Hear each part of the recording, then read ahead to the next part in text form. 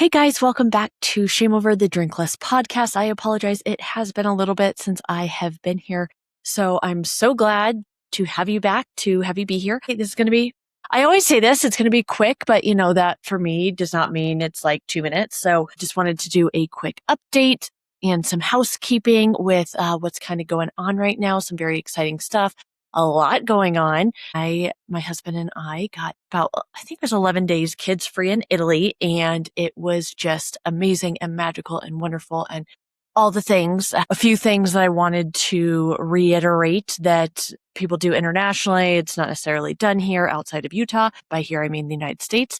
But when you drink internationally, if you order an alcoholic beverage, they bring you food. It might just be like little munchies to snack on. It might be bread. It might be whatever it is. They bring you food because they know the importance of eating while we drink. It's to not only help with flavor, it's to make sure you don't drink too much too fast, all of those things. So many other countries in the world, drinking is pleasure. That is literally the purpose, is to get together socially, to have these pleasurable drinks, and it's all experience.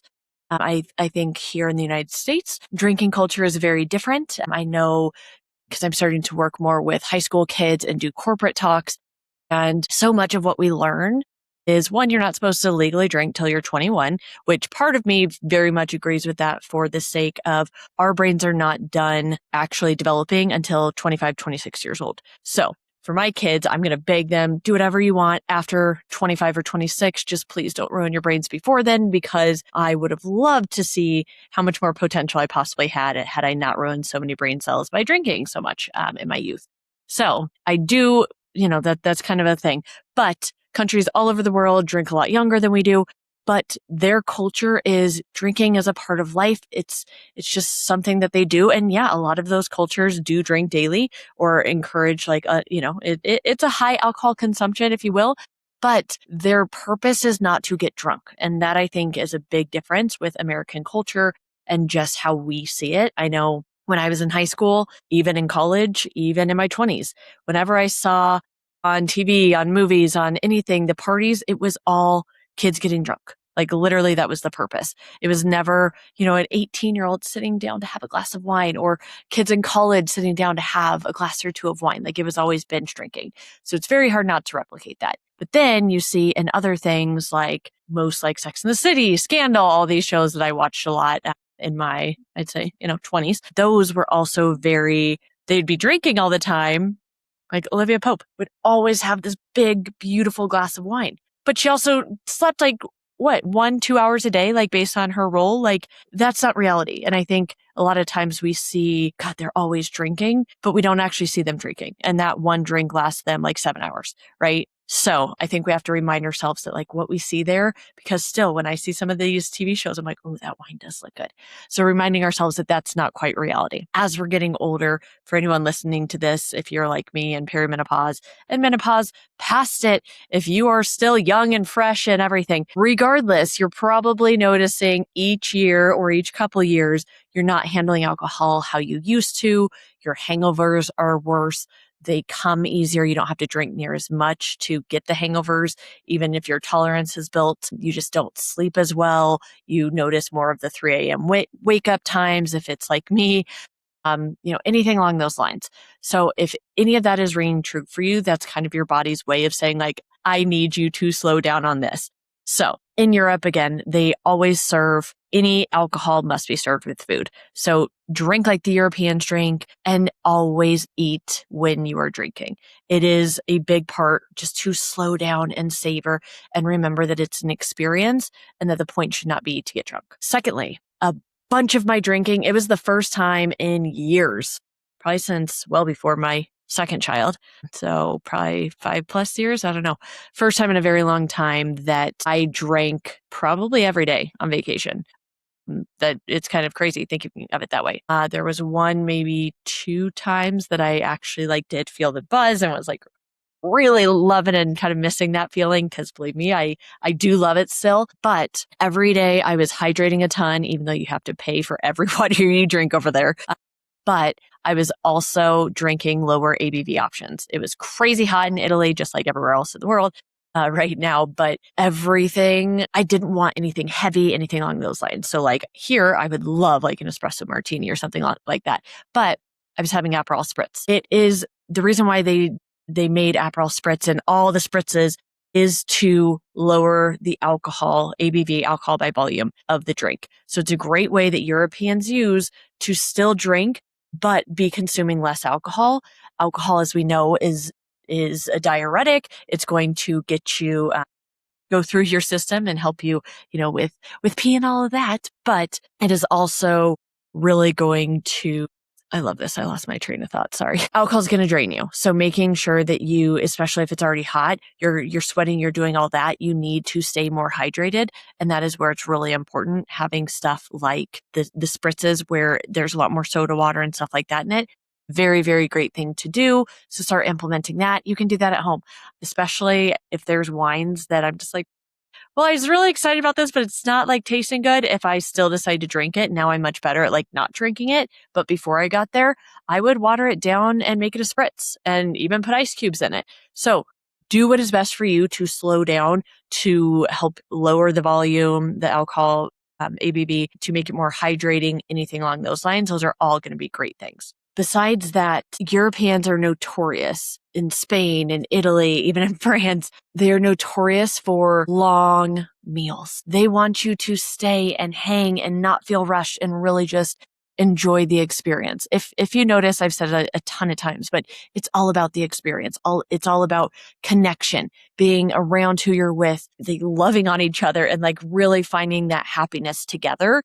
And that is, I think, what is very easy to lose, especially in our American culture where it is so go, go, go, work hard, play hard, all of those things. We're not necessarily looking for connection. It's just like, all right, let's go. Time to drink. Let's drink hard. Let's drink fast. All of those things. I know that's how it was for me. So if any of these can help, please even just try one. You don't need to do them all. Trying one at a time is amazing. But like I always say, really, if nothing else, focus on hydration and really focusing on that one drink per hour max is going to be so crucial. As a reminder, if you have not heard or if you've just forgot, our bodies can only process up to one alcoholic drink per hour. A lot of times, especially happy hour, anything like that, we're drinking a lot more quicker than that. So that is why we get drunk. That is why we're always chasing the carrot. And then we end up drinking too much and, making bad decisions or regretting our decisions or whatever you want to say. So focusing on one drink per hour max, and that is alcoholic drink. So that is not like a martini would be considered 2.5 drinks. So kind of look into what that means if you're not sure on what the alcohol actually is, but that can be really good to also like set a timer or just look at your clock and be like, oh, okay, it's 5:30. I am not going to get another one until at the earliest is 6:30, and that is after I've drank a full glass or 2 glasses of water, whatever it is. So that's my quick tips for you today. I do want to make you aware of 2 things. I've maybe alluded to it, but not really. I don't recall, but I do have a new drink tracking app. It is everything that I wish I had, everything that I've learned as I've been going through this still to this day. And with my clients, it is free. So I will put a link to that. If you are at all interested, please go try it. It's going to help you understand your drinking patterns so much more. I still use this and we're 6+, maybe 5, 6 years in. And I absolutely am still learning stuff about my drinking. One thing in particular, great reminder, I do not drink for negative emotions. That's my number one rule, because if I do, that's when it's a lot harder to stop at my number or to drink mindfully. Otherwise, if I'm in a bad mood, if it's for a negative reason, it's a mindless drink, plain and simple. So that's one of my rules. Because of that, a lot of my drinking is happy, celebration, fun, connection, all of that, which there's also ways that can easily turn into, oops, I'm not remembering my off button. And this app is helping me still to this day understand that. It's also helping me understand that I still have certain tools and tricks that work for me that if I don't put in place, it's a lot easier to go past my number. For me, that's typically 2. I try to stick 2 or less when I do drink. Since I've gotten back from vacation, even me, I have been drinking more than I was pre-vacation. So it is very easy to slip back into that. And that's where I'm noticing all these little things. I'm like, so even though I thought I had this mastered, if you're not mindful, it's very easy to slip into old patterns again. So just a reminder there. The other thing for those of you who are unaware, I do have my reset, which is basically me in your pocket for 4 weeks. You can get direct access to me. Really, it's not 4 weeks. It's designed to be over 4 weeks, but you can do it how quick or how slow you want. I would rather have it be slower than too fast. If you do it too fast, you're not actually taking it in and you're not able to get all the content. You're not able to let it all soak in, all of that. So, but it's designed to be done one quick prompt per day over 4 weeks. You get me in your pocket the whole time. So if you're like, hey, this doesn't make sense, you can ask me that question. I can respond directly to you. If you're like, hey, this is a win or this isn't working for me, that is exactly what it's for. So you get actually direct feedback from me on that. Plus, I have a new add-on for that is basically the Drink Less Accelerator that is 2 one-on-ones with me plus the reset. So not only are you getting to do this all throughout, but you have 2 individual one-on-one sessions with me to really help expedite everything. So if you are really wanting to transform your relationship with alcohol, if you want to be able to drink, to go to those girls' nights, happy hours, vacations, all the things, and don't want to worry about, am I going to get drunk? Am I going to say anything that I regret? Is this going to happen? Is that going to happen? This is exactly what it's for. I knew for me, I never wanted to go sober. I never wanted to call myself sober. Even to this day, if I never drank again, I still would never call myself sober because once that label is there, the identity is there, and that can be very soul crushing. If I changed my mind and was like, oh, I do actually want to have this drink, it can really, excuse my language, but be a mind fuck there. So for me, labels not happening in my world. That being said, it is so important to have support along the way on this journey. We are not made to do this alone. It is so much harder to do it alone. So if you want someone in your pocket or face to face, virtually, of course, who has actually been there, done that, who is with you in this, who still drinks and is proof that you truly can master moderation, learn how to transform your relationship with alcohol, still be able to drink and never have to do it going stone cold, turkey, sober, anything like that, I'm your girl. So with that, I'll put all that in the show notes. Hopefully I will have fresh new episodes coming. I have so many recorded. I just have to get in there and do the editing. So hopefully I have a lot more coming for you in the coming weeks. But sending you all so much love. This is just a reminder to be kind to yourself, to others, and most of all, to drink on purpose. So cheers.